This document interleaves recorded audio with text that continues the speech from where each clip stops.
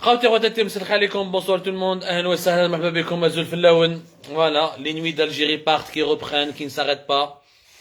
Il est pratiquement 20h45, il est 20h37 plus exactement chez moi. Nous sommes le vendredi 11 mars 2012 et je voudrais, tout à l'heure, j'avais entamé un sujet qui m'a paru très important. Je sais pas si tous les membres de notre communauté ont pu voir la vidéo, l'émission que j'avais postée tout à l'heure sur le fameux livre qui a été publié le 13 janvier 2022 à Paris, un livre qui apporte des révélations fracassantes sur les dessous des relations algéro-françaises, un livre qui explore les méandres des réseaux diplomatiques et des réseaux d'influence entre Alger et Paris, un livre Yajma'a qui nous rapporte des anecdotes croustillantes et qui nous décrit des scènes inédites. Moi, j'étais vraiment étonné.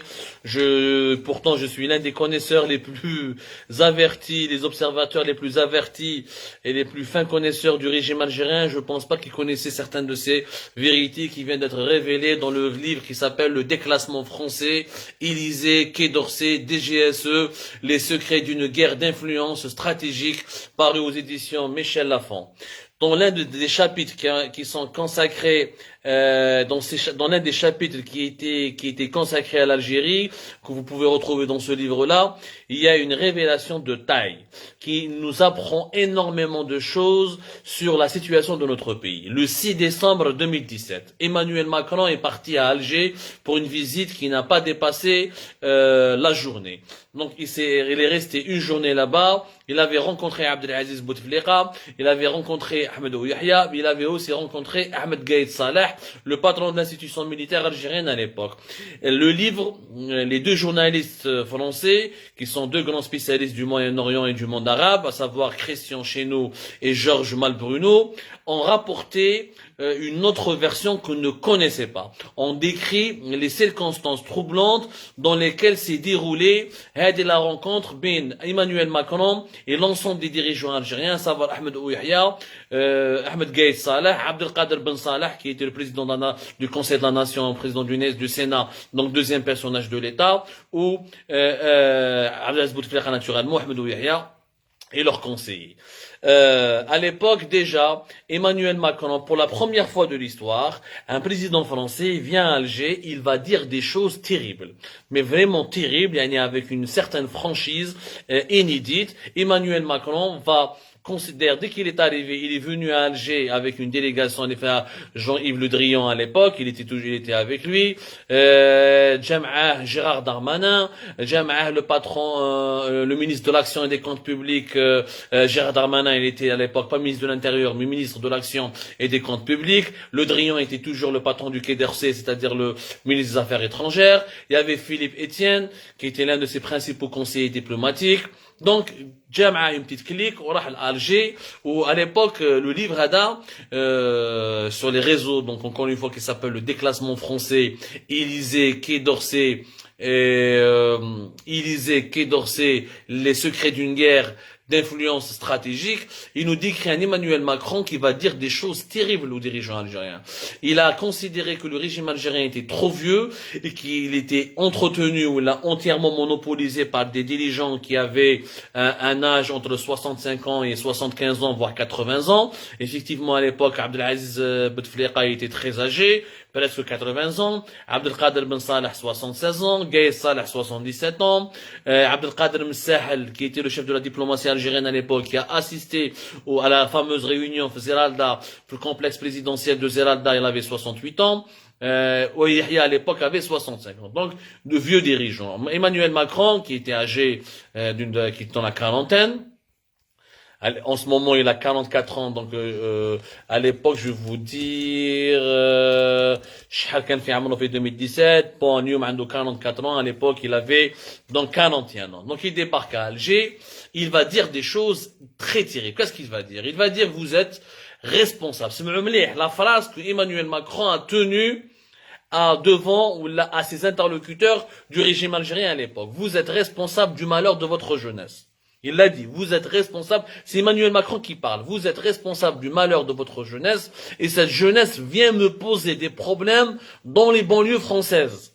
Emmanuel Macron a dit le jeudi, c'était un mercredi ou là un jeudi, j'ai oublié, un mercredi je crois, 6 décembre 2017, il a dit à l'ensemble des dirigeants algériens, Abdelaziz Bouteflika, Abdelkader Msahel, Ahmed Ouyahia, Ahmed Gaïd Saleh, le maître Allah yarhamou, Abdelkader Ben Saleh, maître Allah yarhamou, Ouyahia est en prison, Bouteflika, maître Allah yarhamou, Msahel, ça fait longtemps qu'il était en exil, il est revenu à Alger récemment.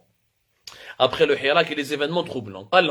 Vous êtes responsable du malheur de votre jeunesse. Et cette jeunesse vient me poser des problèmes dans les banlieues françaises. Obtenir un visa pour la France, ce n'est pas un projet de vie pour vos jeunes. Donnez-leur du travail.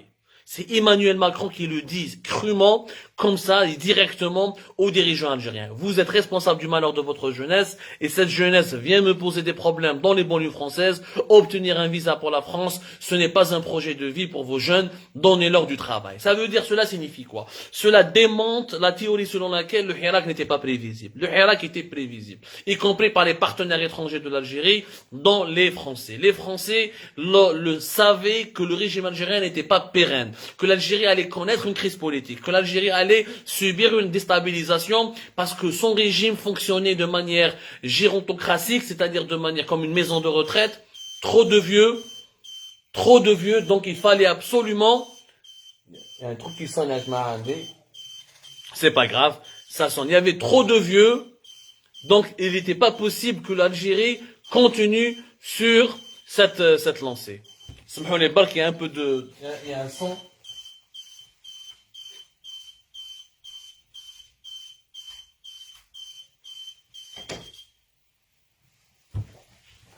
Voilà, c'est une petite sonnette à la porte.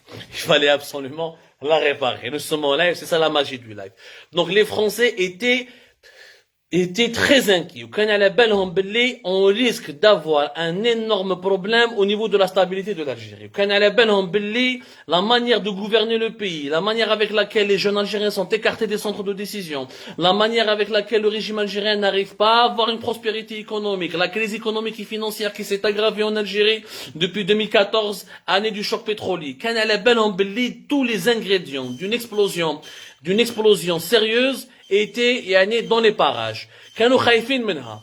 كانوا absolument خايفين منها. Maintenant, وش صرا؟ C'est qu'en 2017 خلاص خرج لهم طايطاي Emmanuel Macron خرج لهم طايطاي. قال لهم يا جماعة, c'est pas possible, vous ne pouvez pas continuer comme ça parce que lorsque vos jeunes fuient votre pays, ils viennent en priorité en France parce que c'est là où ils ont des familles, c'est là où ils ont des parents, c'est là où ils ont des proches, c'est là où ils ont des cousins, c'est là où ils ont des amis, et c'est là où ils veulent s'installer, et c'est là où ils veulent vivre, et c'est là où ils veulent demander les papiers, et ça crée des problèmes pour la France. قالها لهم crûment. Avoir un visa Schengen n'est pas un projet de vie. Donnez-leur du travail. Regardez comment un dirigeant étranger, c'est une humiliation qui a été infligée au régime algérien à l'époque. C'est une véritable humiliation. Emmanuel Macron a humilié ses interlocuteurs. Il a humilié Bouteflika, il a humilié Gaïd Salah, il a humilié Ben Salah, il a humilié Ahmed Ouyahia, il a humilié Msahel en leur disant, en leur balançant à la figure une vérité qui est crue, certes, mais c'est une vérité. Ce n'est pas un projet de vie d'avoir le visa. Malheureusement, à l'époque, le livre raconte tellement de choses, je ne pourrais pas tout vous résumer maintenant.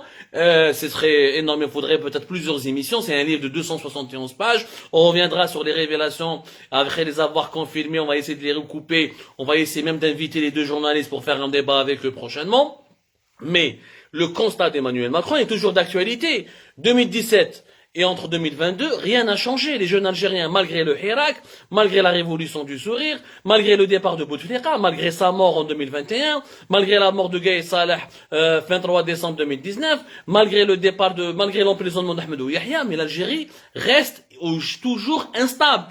En tout cas, elle est toujours incapable d'offrir de l'espoir à ses jeunes. Elle est toujours incapable d'offrir des opportunités pour l'avenir de ses enfants. Et la moyenne d'âge des dirigeants algériens n'a pas changé. De 2017, Rab Tebboune il est de 76 ans, Chengriha de 76 ans, la Hkinel comme donné comme plusieurs émissions sur l'âge avancé des dirigeants algériens. La moyenne d'âge des hauts responsables du régime algérien elle est entre 65 et 75, voire presque 80 ans.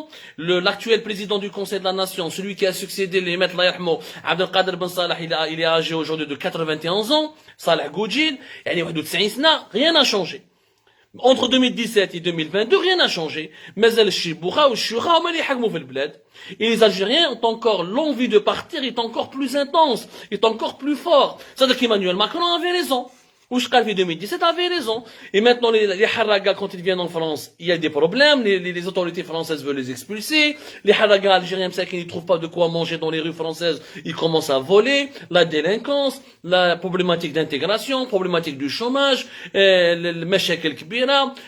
Entre l'Espagne et la France, ils commencent à avoir des problèmes parce que la France ne comprend pas pourquoi les Espagnols laissent les Algériens, les migrants algériens passer la frontière très facilement pour arriver vers les villes françaises. La frontière d'ailleurs franco-espagnole, elle est régulièrement surveillée avec la police, la gendarmerie, on traque les migrants algériens. La situation n'a absolument pas changé. Au contraire, elle est en train de se dégrader. Elle est en train de se dégrader de jour en jour parce que le régime algérien est toujours en train il provoque toujours, il produit toujours le malheur de sa jeunesse. Il est toujours en train de pousser les jeunes à partir.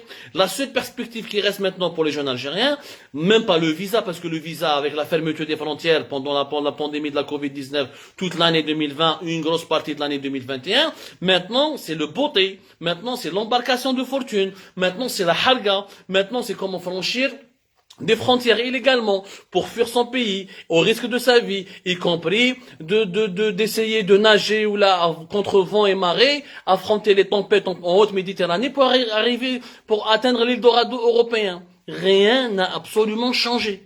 Et Macron, moi je suis choqué par l'humiliation qu'Emmanuel Macron a infligée aux dirigeants algériens le fameux 6 décembre 2017. Je suis révolté, bouleversé aussi par la violence des propos d'Emmanuel Macron, par son interventionnisme, par son ingérence. Je suis choqué, je suis en colère moi aussi, mais je suis obligé, contraint d'être sincère et objectif en disant, il n'avait pas tort.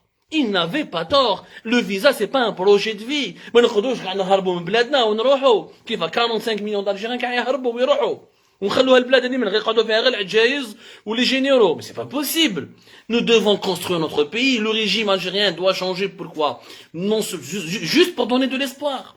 La première motivation du changement nécessaire en Algérie, c'est l'espoir. Au moins que les enfants de cette Algérie, de cette chère Algérie, puissent avoir l'espoir de vivre dans leur propre pays. Au lieu de venir en France, d'avoir toujours, d'aggraver la délinquance, d'aggraver les fléaux sociaux, d'aggraver le chômage. Bien sûr, il y a beaucoup de cadres algériens qui contribuent à la création de richesses en France. Les médecins algériens soignent les vieux et les malades français. Les ingénieurs algériens contribuent à la croissance économique française. Les artistes algériens contribuent au rayonnement de la culture française. Mais l'Algérie n'en profite pas. Malheureusement, ce ne sont pas que les intellectuels qui partent. Malheureusement, y compris les plus pauvres, y compris les plus paumés, veulent partir.